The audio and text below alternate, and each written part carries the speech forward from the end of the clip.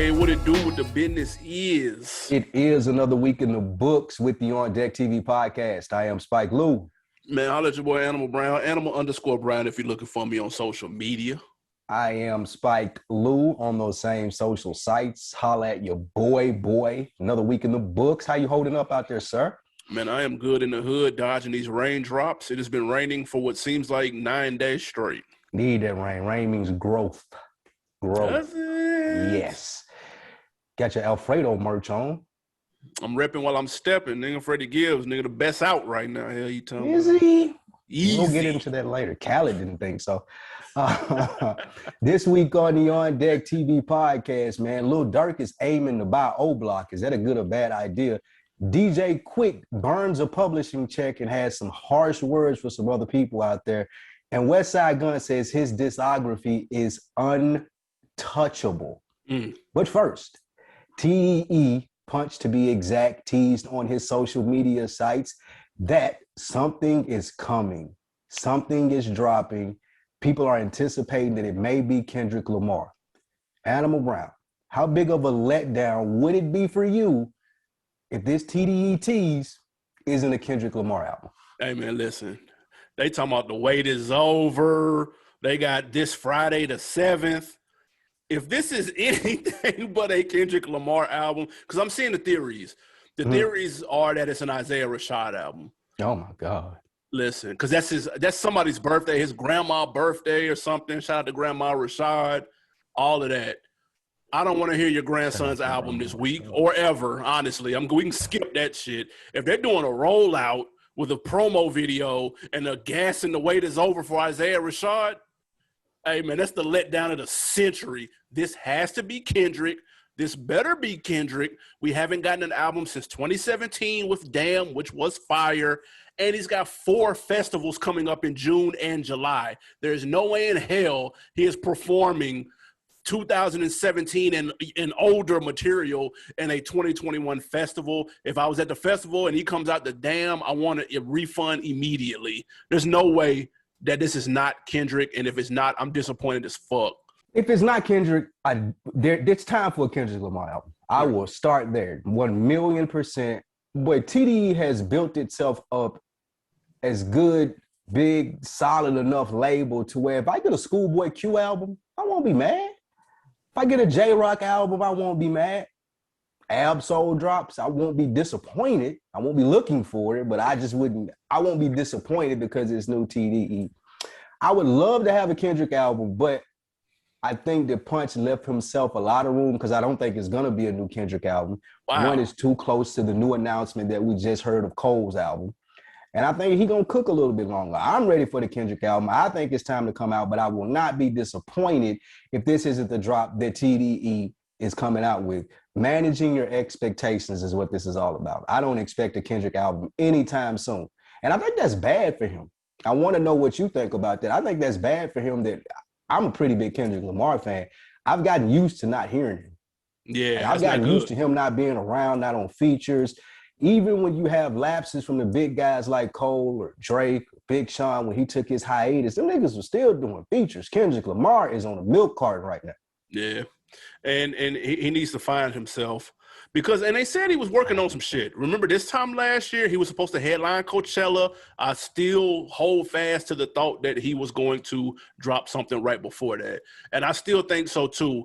And one of these festivals, they confirmed, they said late 2020 when they announced that Kendrick was going to be the headliner that he had new material coming. So no more of a better time than right now because this shit starts June 20th is when the festival should start. So, hey, we're right around the corner, dude. Now, I don't know about J. Cole dropping his shit next week, maybe stepping on his toes. I don't know if that was a chess move or if that was already planned.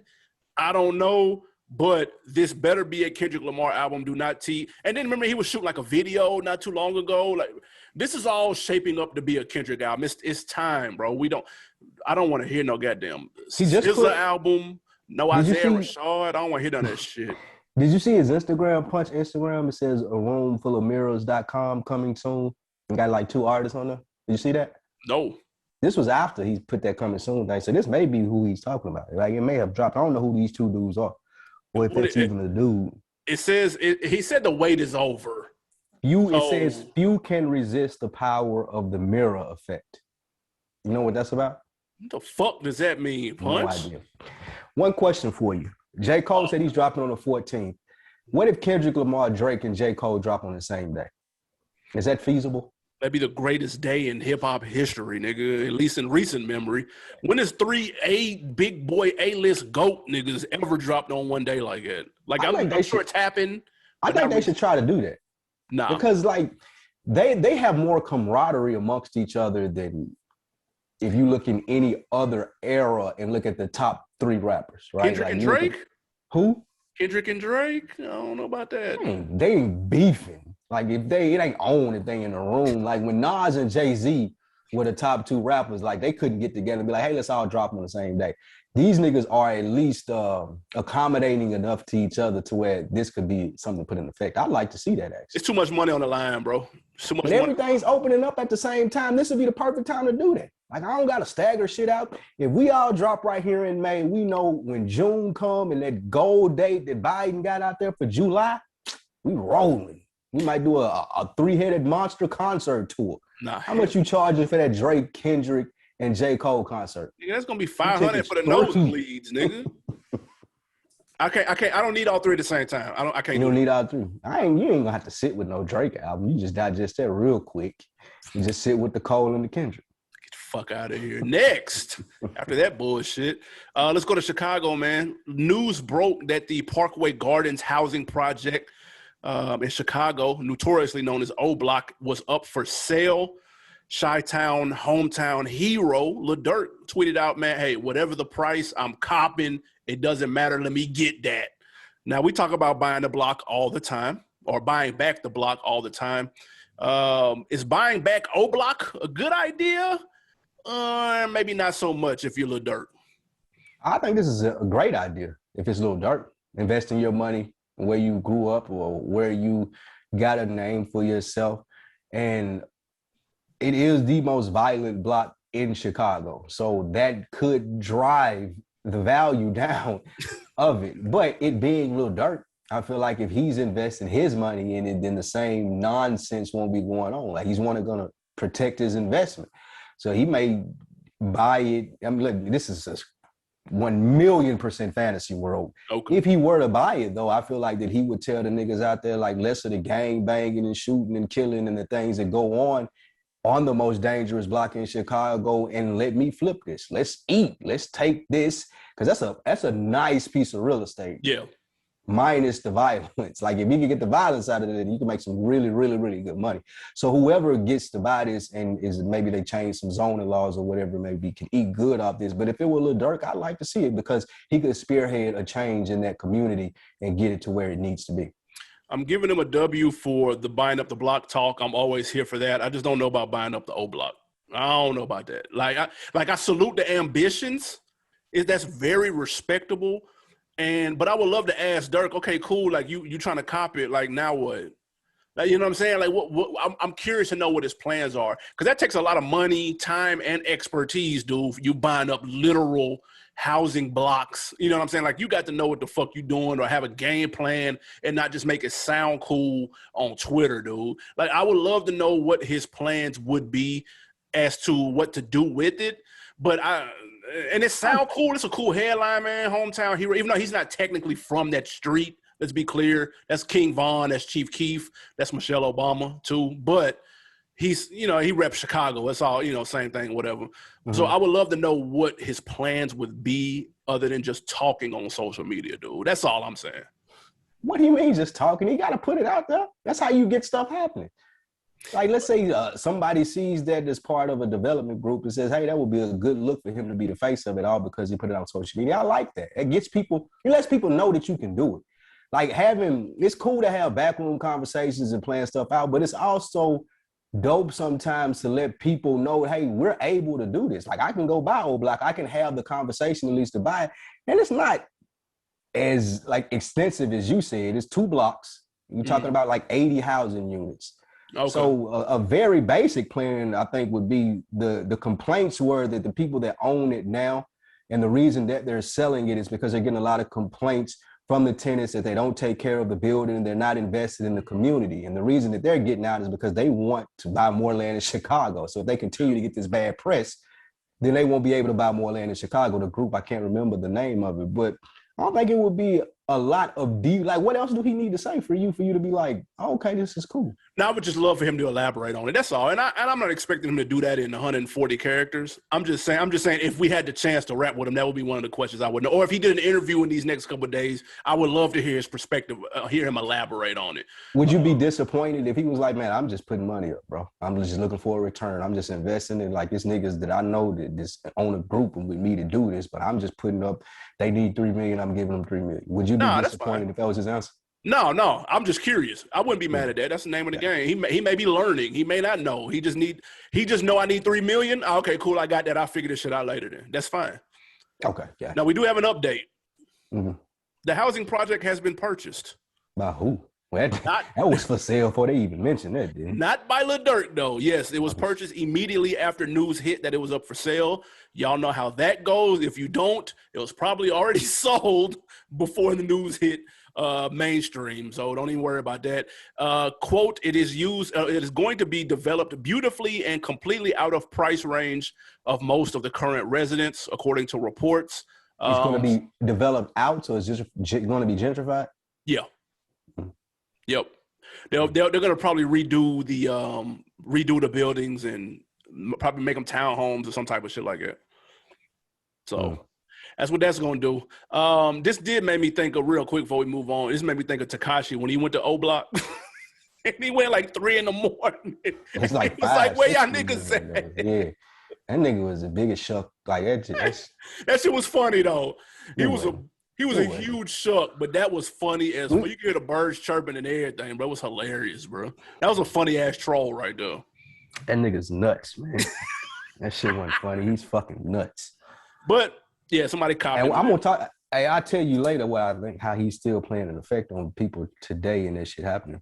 But that's in the wins and the losses. Make sure you guys stick around for that. For now, your man's DJ Quick, he burns $188 publishing check from Death Row. He needs his real money, DJ Quick said. All the stuff that he did for Pac and Dre, he needs that money. And y'all need to show some respect to him.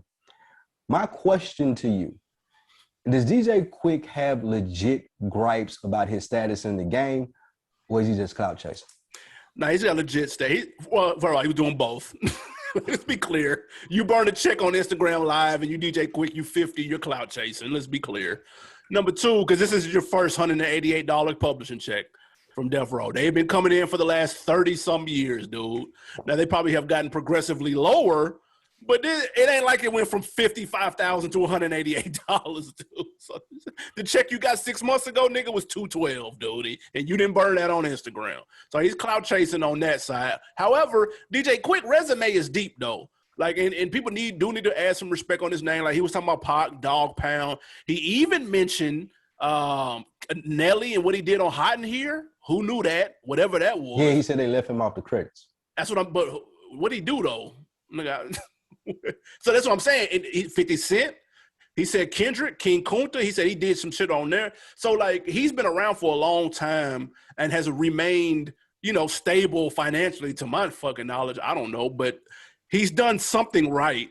We don't see DJ Quick out here asking for money on the side of the road. So he did something right, and he's had his hands in a lot of different pots. So people do need to put respect on his name, even though I don't really too much rock with like his style or his music. This shit don't really move me like that. But it's interesting to learn what he's been on, man. He needs an interview. Somebody need to talk to him because I would love for him to go more in depth with this. DJ Quick is a legend, 100%. West Coast legend for sure. Period. He's a legend. Period. Not even just West Coast. You said wow. That's nuts. DJ, and this is to the point that I'm making. Like, people know DJ Quick name ring bells. And from what I read of his gripe, like when you in the studio with Pac and you putting in hours and you don't get paid for it, and you're in the studio with Death Row and you make all of this timeless classic music, that ain't what DJ Quick is going to get paid for. So you burning $188 check means nothing to me. Like, you were in there building the blocks and the foundation for DJ Quick today at 50 to be that legend. which is why I led with that. Like that nigga can get a lot of money for a beat, a lot of money for some different stuff that he does because he put that work in with Pac and with Death Row back in the day. Who cares that you mad that you don't know how to do the paperwork to get your money, bro? Like you've been in the rap game for 30 years. If you still are not getting writing credits from Kendrick Lamar and Nelly after you had been in the game 20 years previous, that's on you, bro. Like you just don't know how to handle your business. I ain't heard nobody else say, man, I ain't get my money for hot in here. Like everybody else is credited on. It's 20 people, 20 writer credits on this song. You the only nigga that he left off? Man, come on, bro. This clout chasing. I love DJ Quick too, but you clout chasing, bro. Like you ain't the only nigga that got left out of the credits. This is what I imagine royalty checks be looking like, bro. So this makes more sense to me than Slim Thug being able to pay for a 30-room mansion, a whole variety of whips off of one album royalty check. Like this, $188 makes more sense to me, dude. 30 That's years Texas. later. Texas is different though. Clearly. Texas has a more independent mind. Well, from what they say, more independent mindset. And it was, I think it's I think Slim Thug said the reason behind that is like one less middleman, or Scarface or one of them was saying that like us going directly to the dude that was printing up the records made it so we could get a lot more money. And I think that was still wrong true for him. But DJ Quick capping though, like come on, bro. Like I just don't, I don't believe that Nelly spitefully left him off hot in here. Like, bro, I made a lot of money off this goddamn record. You need $1 million? Here you go, bro. Like here, just take it, DJ Quick. That's on you, my nigga. Do your paperwork right. Plus, he didn't name nothing past like 03. Yeah, nigga. Like, come on. I mean, that was 10 years ago, nigga. Hot in here was 15.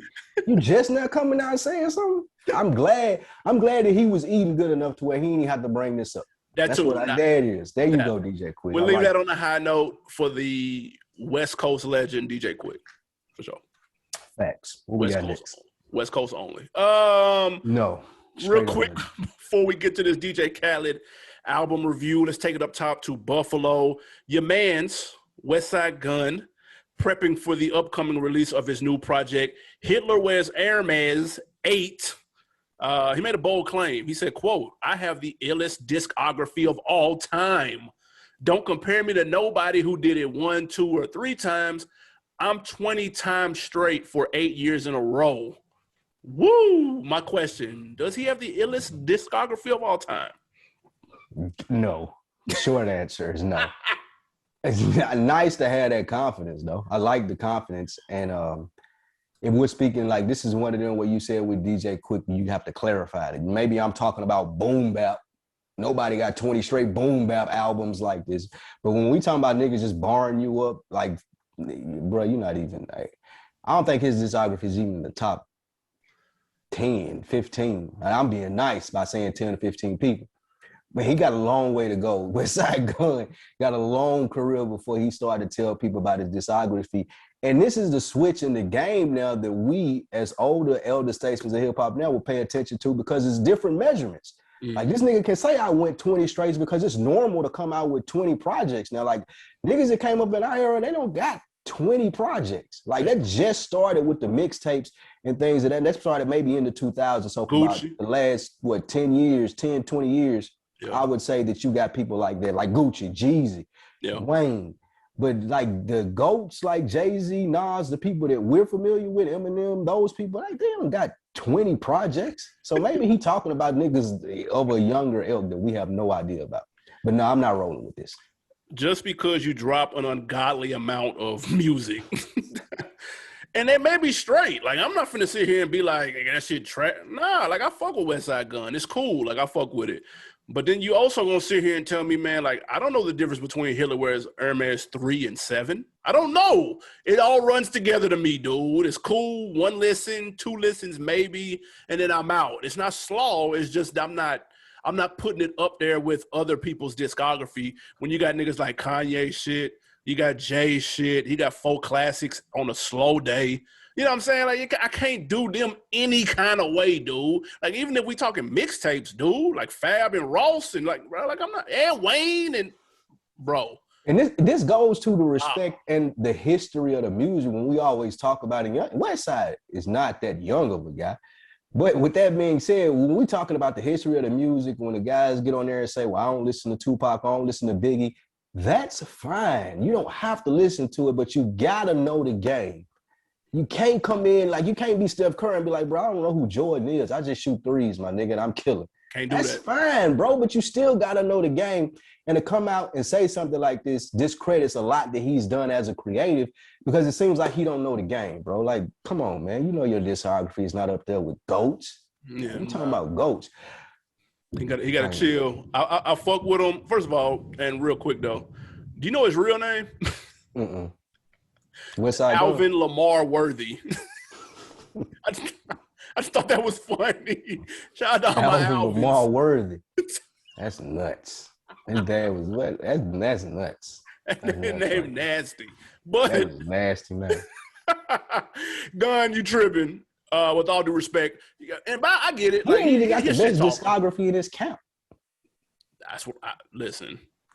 But and then when you have to say that, let me know his question. I'm questioning you all wham, bro. I'm gonna tell you who I don't want to meet ever is the nigga that's familiar with all 20 of those West Side Gun. Oh, no. I don't ever want to meet that nigga. Nah, I ain't got time for that. God, I do not.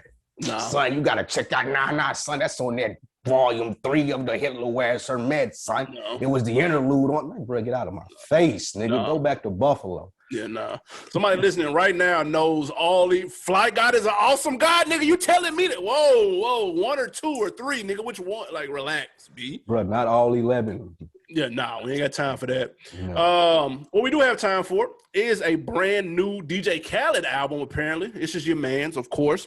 DJ Khaled, after teasing, he dropped 2 singles last year with Drake that made a little bit of noise. Not a lot, a little bit, did a little something.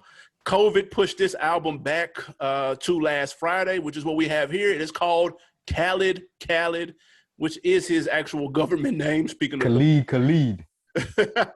It is his 12th studio album from the DJ. Now, let me ask you, where are you? And we've rated like albums, some of his albums before on previous episodes. Make sure y'all go check that out in the archives.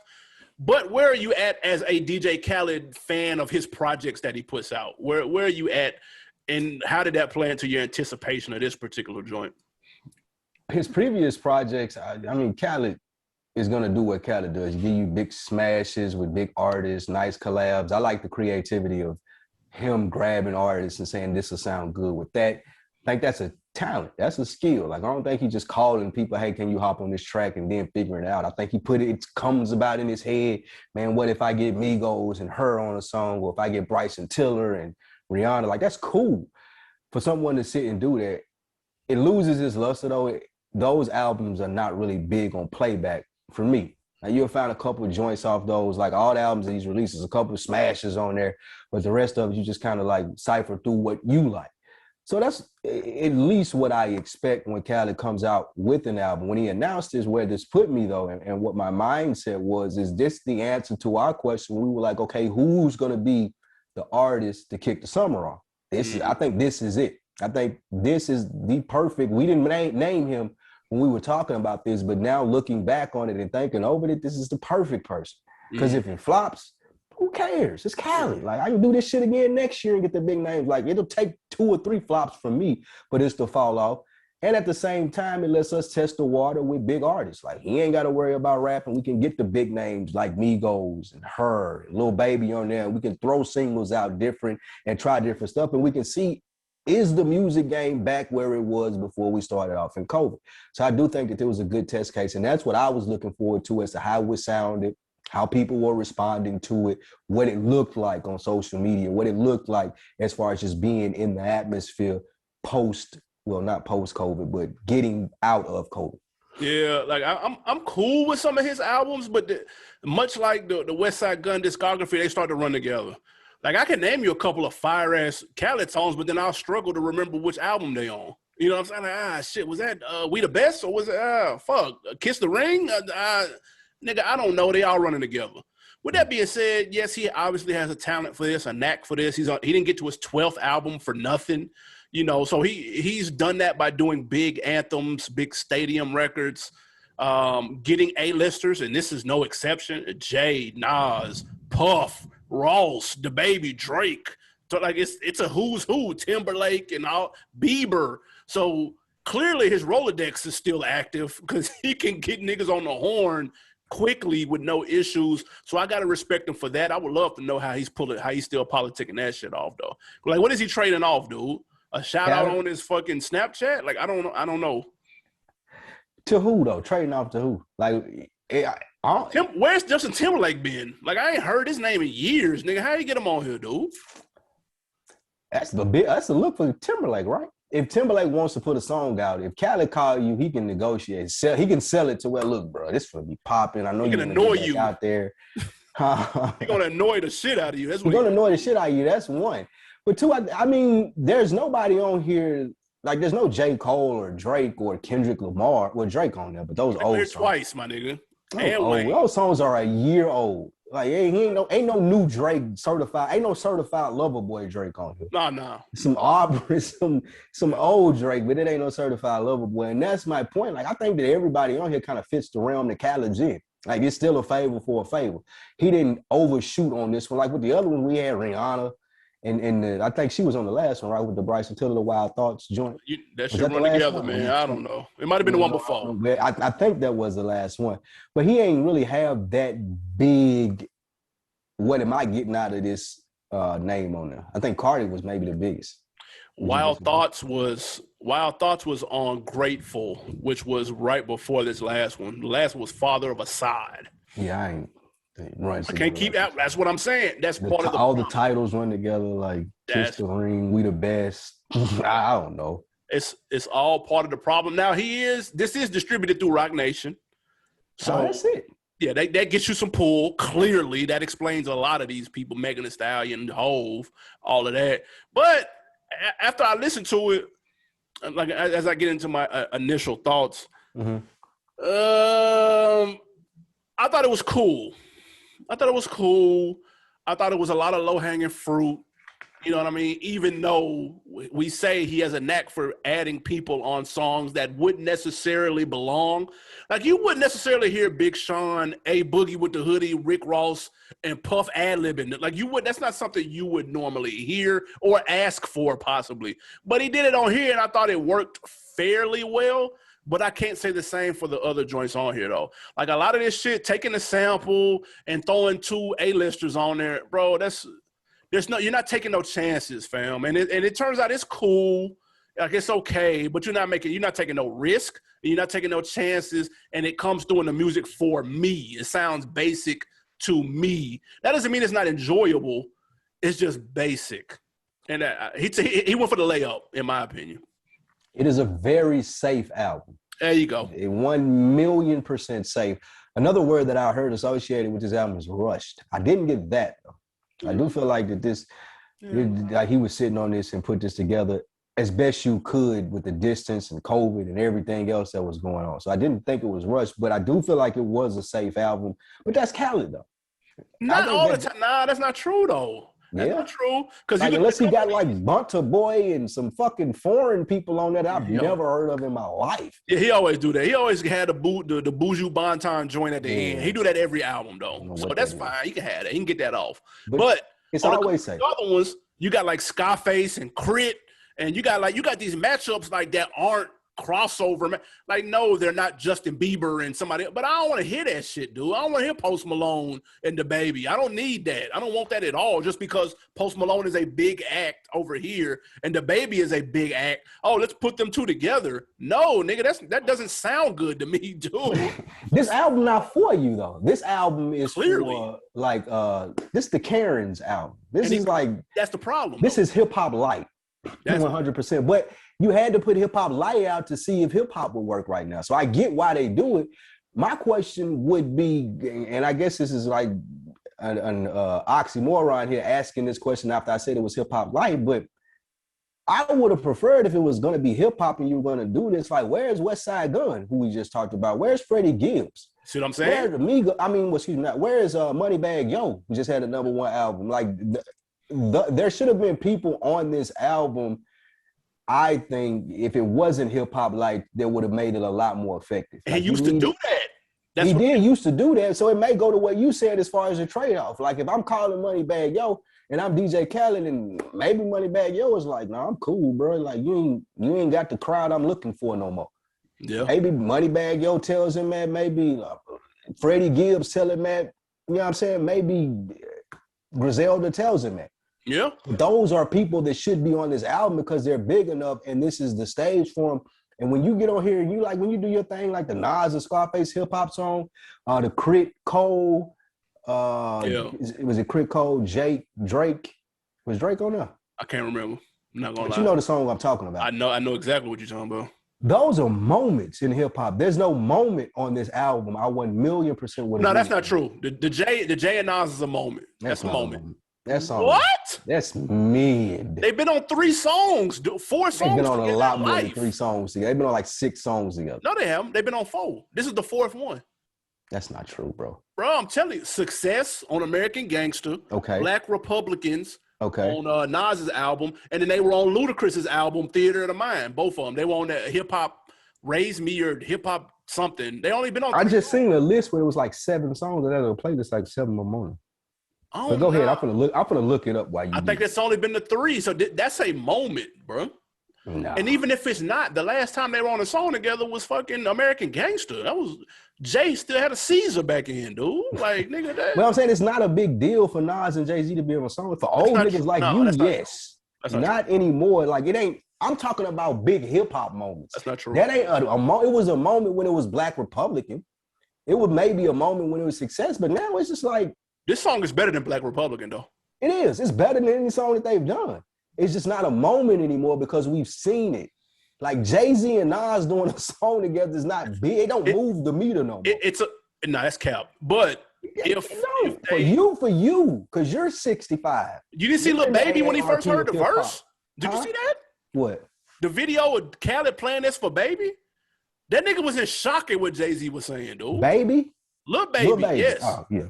Yeah, I mean, Lil Baby know what's going on. Come on, man. Dirk was in shock, nigga. Dirk had no idea what was going on. Nah, come on. Dirk did not know. Dirk had no idea. A nigga had to sit there like, I promise you, when that was over, when Dirk was outside with something, hey, what do you mean by B and the other B, bro? What was he talking about? Break that down for me, bro. I promise you, Dirk had that conversation with his homeboy. I know he did. Well, he maybe asked Lil Baby that. Hey, man, what did he mean by that, bro? What did he mean he was ripping it? These mid-20-somethings hearing this nigga like, yo, nigga, this shit hard as fuck. Like, so no, it's not because I'm old and washed, even though I am old and washed. Clear about that. Mm-hmm. It's not the reason that I like the song or that it was a moment. Hype Williams' video, even though the video was mid, though. Video was super mid. But Hype Williams rustier than hell behind that lens, dude. Be clear about that. But I will say, going back to what Khaled used to do, he still always had the A-listers. Like, we're not finna act like, nigga, he had an album full of Ace Hoods and shit. But he would have the A-listers and sprinkle in the Kodaks and sprinkle in maybe YG or something that on that level to go with the Futures and the Drakes and all that shit. And that was cool, but this one is a little too commercial for me personally. And it's too like a couple of these joints, man, are like ultra like positive, which is fun. Look, that's cool, but I don't know if you've ever seen like a Khaled interview. Have you ever seen a nigga that's always too positive? You're like, bro, like that's not how life works. Like you bro, like relax. You don't wake up like this, nigga. Like I don't give a fuck what you saying. Like people that used to accuse Kevin Hart of that, like bro, turn that shit off, dude. That's like you like fuck all that. You're not that chippy nigga at work every fucking morning, dude. Like nobody likes that person, dude. So this album is the chippy nigga at work, dude. And I'm like, yo, get out of my face, dude. It's too early. I have my Starbucks, dude. So that's what I'm saying. This is what that gave me, and I don't like that sound, man. It's cool, but it's This was a We Back album. We Back outside. That's how it had to sound. Like I said, that's why I continue to say this was a test case. I wouldn't be surprised if Khaled had another album before the end of the year or right on top of this in a year. But yeah, I mean, this was a test case. This is to see, is it okay? And I think it's testing well and it's gonna be okay.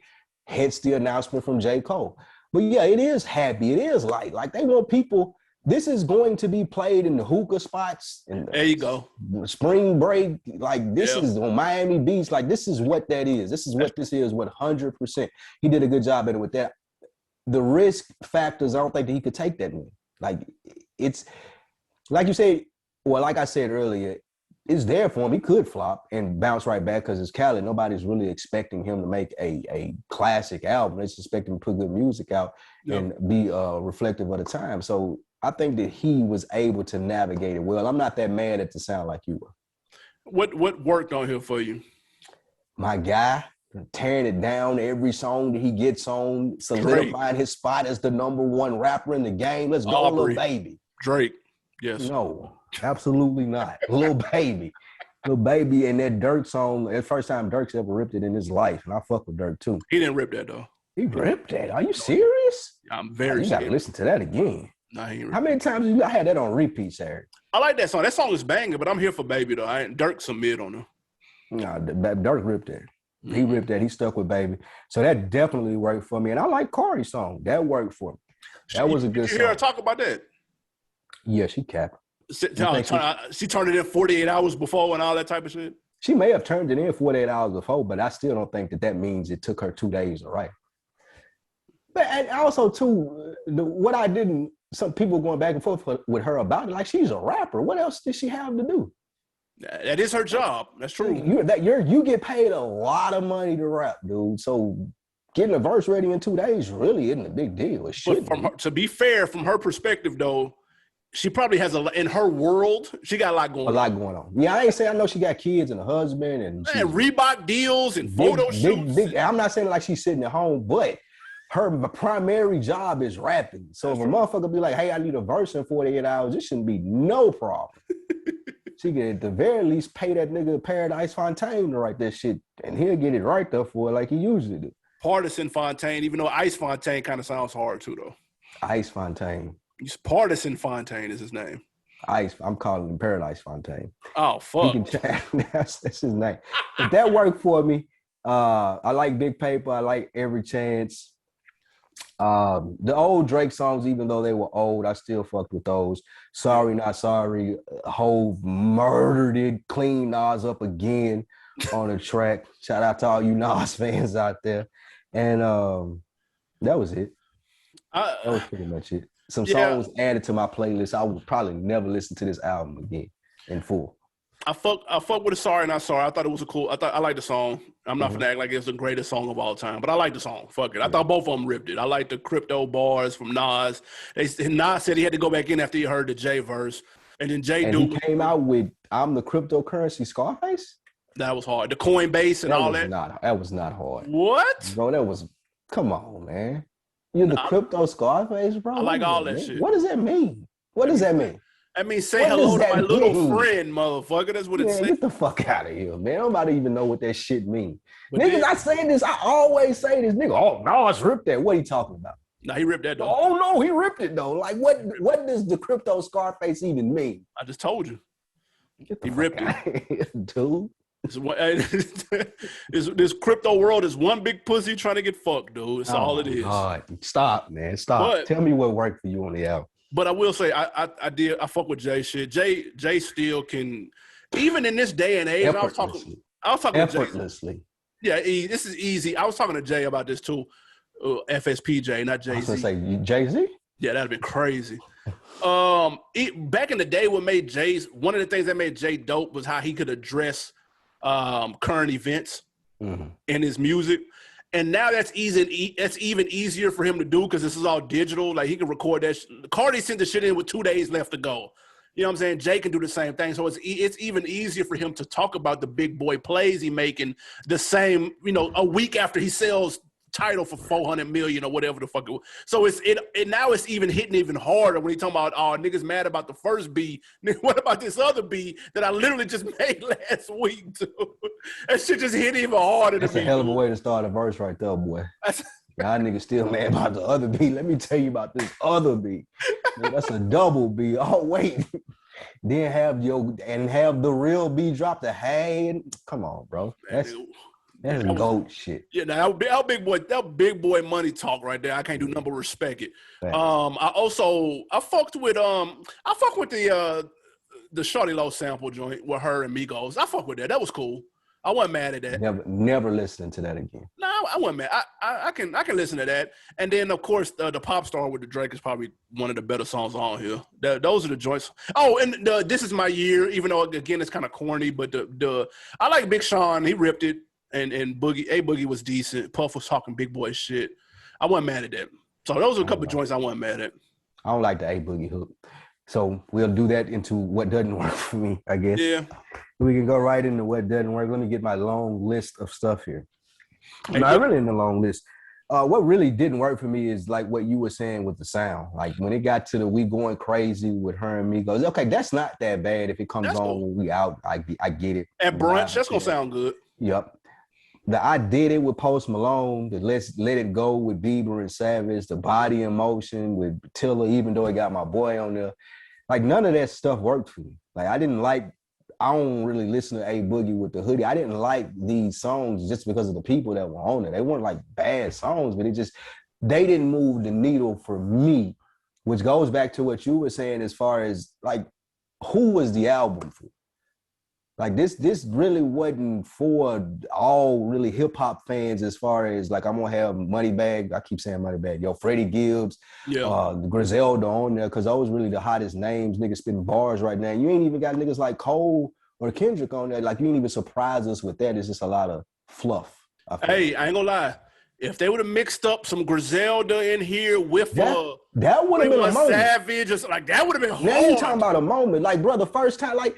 If this had, like you said, you got a Griselda, 21 Savage, or even a Griselda niggas with Jay. You talking about a moment now, because that ain't never happened. That's true. I know them niggas look up to Jay just by how they rap. You get a Benny the Butcher and Jay-Z song? Yeah, that's true. Come on, bro. That's true. That's what you should have been trying to do. If I get a Freddie Gibbs and Nas, that would have been hard. That. Yeah. You know what I mean? Nah, you're right. That would have been hard. And he could have sprinkled in some youngsters, too. I mean, he got Lil Baby. I'm not counting him because he already kind of in MVP contention. He needed to be a young boy on there. Who? Kodak, like you said. Yeah. NLE Chopper. Niggas like that. I'd have been cool with that. That would have been cool, and that would have been more of a challenge. And it helped us, as old niggas, like, oh, okay, I'll go check out some of his stuff because I really ain't up on him. I just know his name. You get one of those young cats like that to tear a song down with Hove or something, you're like, oh, okay. That would have been the challenge. That show me, and that's what leads me to what didn't work, bro. It was too easy. Show me that you can put that together. You know what I'm saying? Like going to get Post Malone, Megan Thee Stallion, DaBaby, and Lil Baby. Those are literally four of the hottest musicians in this genre on earth, dude. Yeah, that's not a challenge, and it still came out slow. Like now I'm looking at you like you don't know what you're doing. That song sound like it need to be on the Fast and the Furious soundtrack. Yeah. Like, that's a soundtrack song, bro. Like facts. That's a great description. I can't do nothing with that, bro. Like that's true. Like if Miller Lite came out with a soundtrack, that song would be on it, bro. Like I can't do nothing with that shit. The Justin Timberlake song is atrocious. Like I don't know what the fuck that is. What kind of uplifting bullshit that is, dude? I don't want to hear that shit. That sound like a brag. That sound like Justin Timberlake called him and flat out, bro. You gotta throw me on it, man. New album, bro. Bro, that song is trash. Man. And I will say this, and I can't take credit for this. Shout out to my guy Jay. He said that her and Migos really probably supposed to have been Rihanna and Migos. And when you listen to it and picture Rihanna on it, it would have been dumb fire, nigga, because she's slick trying to sound like her on there.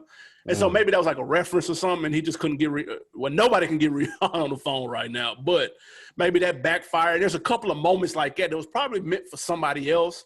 But other than that, man, like it's a lot on here I didn't like. Not to say it's just trash though. Like I wouldn't. If I had to rate it, I give it 3 real. I give it 2.5 reels. It's average. I give it an average Khaled album. He has better projects than this that I would revisit 10 times before this. Like Major Keys and Kiss the Ring, I would revisit that 20 times before I listen to this again. Suffering from Success might be the best one. That's a good one too. That's a good one. To go to the ratings, I give it 2.5 as well. Yeah. It's a cool album. Like it's sufficient for what's going on right now. It tests the waters. It let people know that it's safe to start dropping music, big names to start dropping music, to get the traction behind it, to open the offices back up. It was good for that purpose, but I'm not doubling back. I'll save a couple of songs for my playlist, the Durk and Lil Baby joint, the Jay-Z and Nas joint, and I'm out of there. Probably never listen to this album again. Does Khaled deserve an album's ranked episode? He got 12. Got 12. We might need to do that next month. That's a lot. Next week. Because there's some good songs. That'd be a fly-ass playlist. Ooh, a That'd be best great of? playlist, the best of Khaled albums. That's That a would be a fact. great playlist. What's your favorite DJ Khaled album song?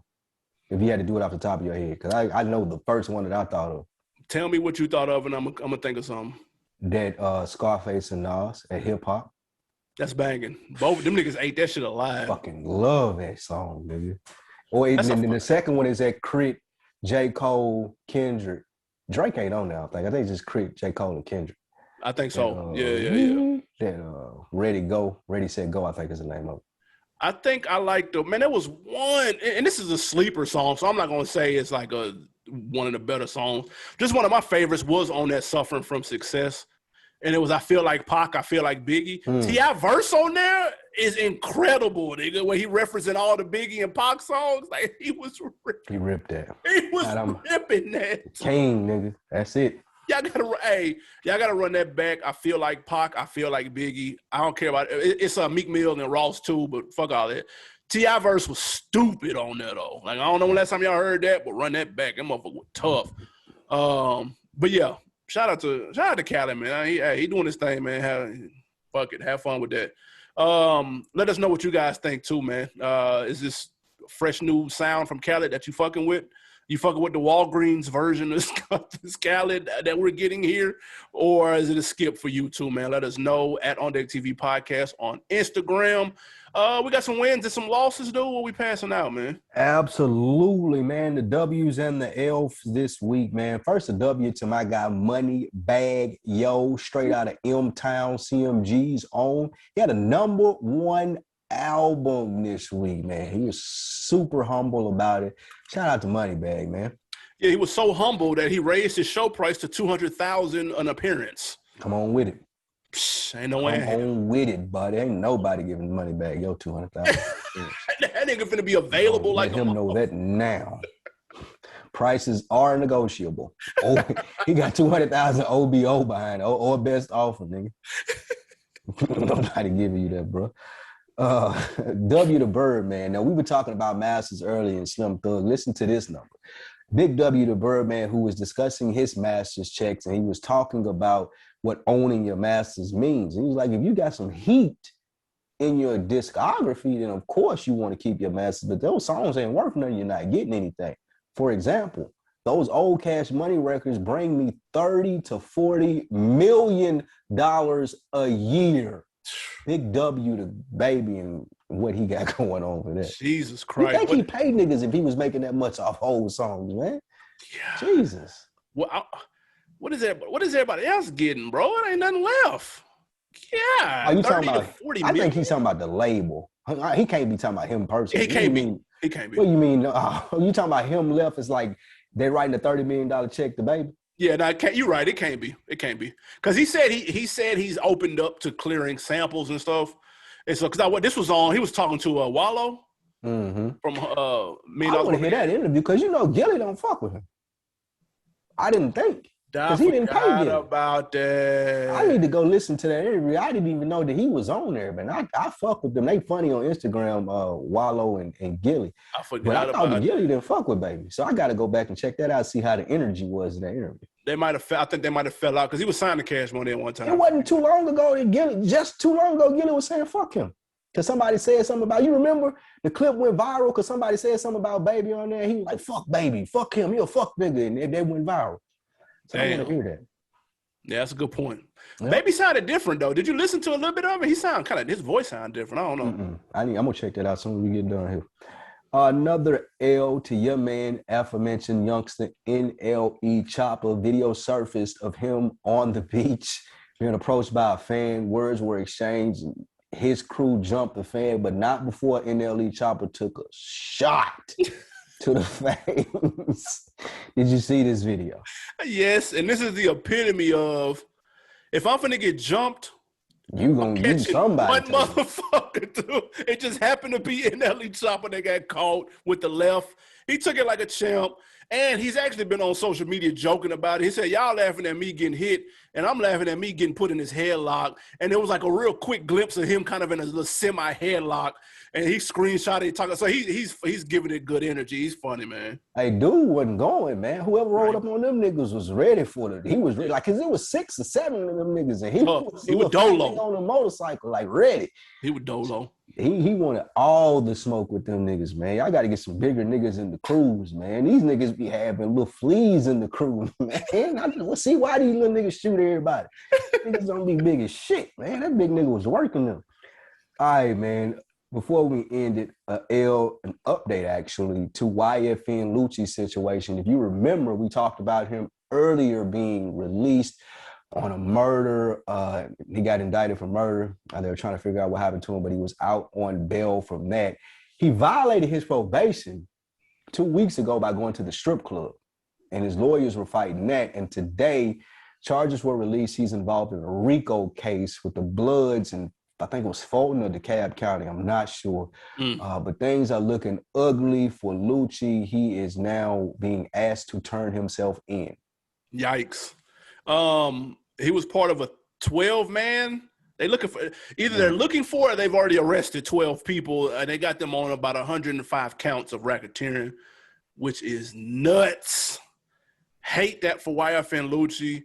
Random question, though. Was he the first rapper with the 3 letters in front of his name? He might have been the first one, because now everybody does that now.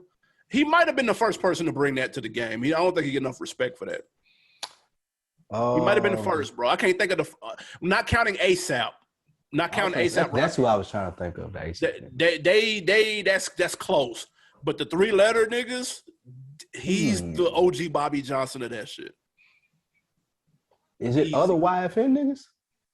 Not that I know of. Oh, that's funny. It ain't no other rapper. It's just YFN. I think it's like a set. Okay, that makes sense, man. That's nuts when you're the only one. Yeah, that's nuts. We were talking about Tekashi earlier, and I think that this is what we're seeing as the Tekashi effect. I'm not sure how in-depth the YFN Lucci was with these crimes. I'm not sure how in-depth a nigga like Casanova was with those crimes, but you're looking, in my opinion, at 2 cases where police say if that rapper with the colorful hair flipped on these people and they didn't have to do much, let's try this with other rappers. Let's try it with other niggas that are affiliated with gangs who we know we can tie in some bullshit crimes, hit them with RICOs, and get them to tell them the niggas is really doing this shit. Niggas got to be careful with this shit now. I think that this is the backlash of Tekashi doing all of this shit. Now they think that they can turn rappers, and that's the focus. You hate to see it. Hate to see it, man. Respect to Lucci, man. Hold your head. Real quick, On Deck of the Week's a 2-parter. We're going to Patreon. Shout out to AJ. He left a comment. I don't want to spoil, because me and you reviewed Views, Drake's album, and we both had bold proclamations. And he was shocked at my part of the proclamation. So I'm not going to spoil exactly what it is. Patreon.com/real. Oh, I was going to spoil it because I got a text from a nigga about your proclamation. My proclamation. You don't want me to read the text? You want niggas to listen to the Patreon? Spot on, nigga. No, it's not. It's absolutely not. But shout out to AJ for the comment, and shout out to Darnell and Bakari, new subscribers to the Patreon. Patreon.com/RealVille. Hit the link in the description to subscribe. We also did the Rough Riders Volume 1 too, man. So that was good revisiting that. And then a bonus On Deck of the Week for Steven. Shout out him, man. He had posted his top 5 draft picks off of our last week's episode. He said, man, I've been feeling some type of way for a week, man. They totally disregarded my lineup, which was better than that's my fault, too. And I take complete blame because I texted him. He texted me the lineup, man. So that's really my fault. I should have read it. But his lineup, his first pick was Freddie Gibbs. Second pick was Lil Baby. Third pick was Reason.